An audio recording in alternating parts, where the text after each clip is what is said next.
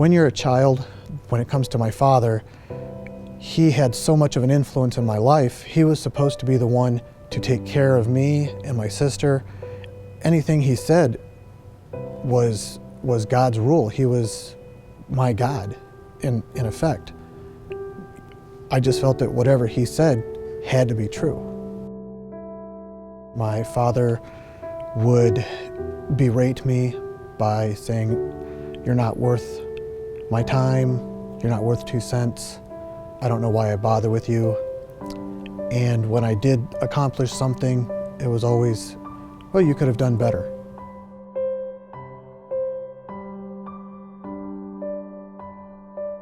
My parents got divorced when I was approximately 5 years old. For the next 10 years, I lived with my grandparents. Growing up in a farm, it was wonderful. I loved being raised on the farm. My dad had moved in with my grandparents, and essentially he was out of my life most of the time. He was out dating women while my grandparents raised us and sent us to school and took care of all of our needs. My self-esteem as a child, I would try to please my teachers, my parents, my grandparents, my friends, to the point in which I would do anything to gain approval. And I just did that all the way through my preteens, teens, and into my young adult life.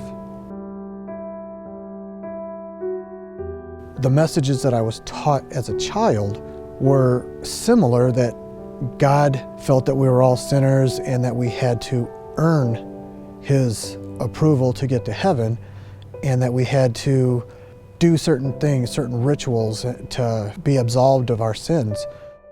Once I got to be about 14 years of age, I kind of decided, because my dad didn't go, that that was not for me as well. I didn't attend church probably for nearly 20, 25 years as a regular attendee.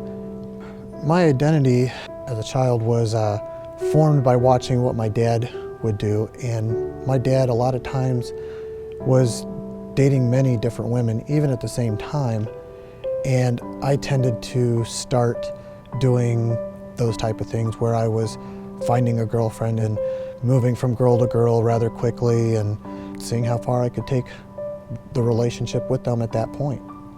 I was watching my dad go from person to person and never commit to anything, never, when the situation got a little too hot, he was gone. And my relationships with women throughout the years, starting in my young life, tended to model that, where didn't like the situation, I ended up just jumping out of the relationship and moving on. I was married twice, had my first child, my daughter Sophia. Then 2 years later we had my son Miles, and shortly after he was born, I was divorced. And within a year had met my second wife, who I was with for nearly 25 years.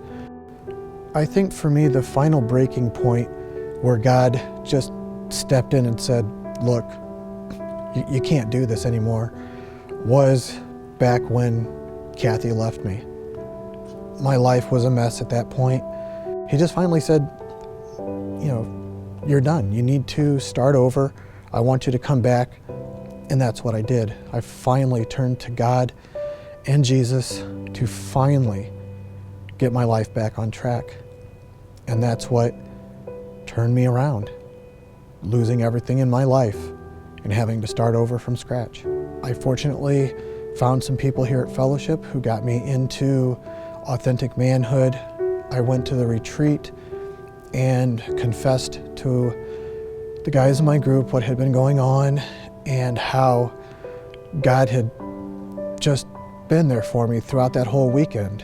And since then, I've been attending Authentic Manhood, and I attend church on a regular basis, and this has just turned me around. God has opened my heart to knowing what love can actually be without expecting something in return. My story is still being told. It's just at the beginning of my new journey with Christ. Life it's still fragile. It's still going to be difficult for me, even in the next months, even days. But life is good, and it's only going to get better. My name is Craig. I'm a fellow follower in Jesus Christ, and this is just the beginning of my journey.